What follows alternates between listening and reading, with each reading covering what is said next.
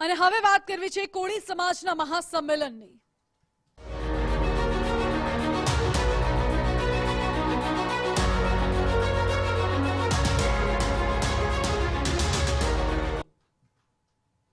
રાજકોટના વિછિયામાં કોળી સમાજનું મહાસંમેલન યોજાયું, જેમાં કોળી સમાજના મોટા અગ્રણીઓ તો ઉપસ્થિત રહ્યા હતા, પરંતુ સાથે સાથે કોંગ્રેસ અને આમ આદમી પાર્ટીના મોટા નેતાઓ પણ ઉપસ્થિત રહ્યા।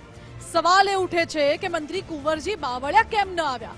સાંસદ ગેનીબેન ઠાકોર, કોંગ્રેસ નેતા અમિત ચાવડા મહાસંમેલનમાં હાજર રહ્યા, જ્યારે પૂર્વ ધારાસભ્ય ઋત્વિક મકવાણા, પૂર્વ ધારાસભ્ય પૂંજાભાઈ વંશ સહિતના અગ્રણી પણ હાજર રહ્યા હતા।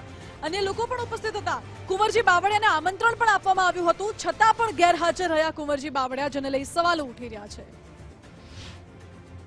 હું માનું છું ત્યાં સુધી સર્વપક્ષીય જોડાવવું જોઈએ। બધાને આમંત્રણ પણ આયોજકોએ આપ્યું હતું। આ કોઈ પક્ષનો પ્રોગ્રામ નથી। માત્ર જે અન્યાય થયો છે અને ખોટી એફઆઈઆર દાખલ થઈ છે, આ પરિવારોને અને યુવાનોને ન્યાય મળે એ માટેની સમાજની માગણી છે।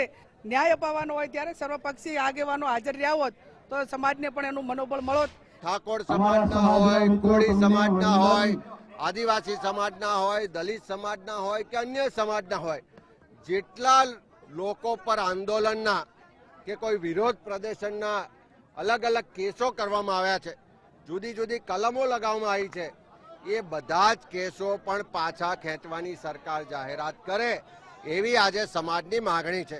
જો તમે એક પાટીદાર સમાજના 98% કેસ પાછા ખેંચો છો, તો આ ઠાકોર, કોળી, આદિવાસી, દલિત સમાજના લોકોએ શું ગુનો કર્યો?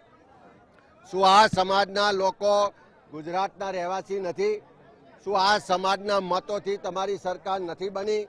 તો આજે આખો સમાજ ભેગા થઈ અને જે ઘનશ્યામભાઈના હત્યા માટેના દોષિતો છે એની સામે કડક કાર્યવાહી થાય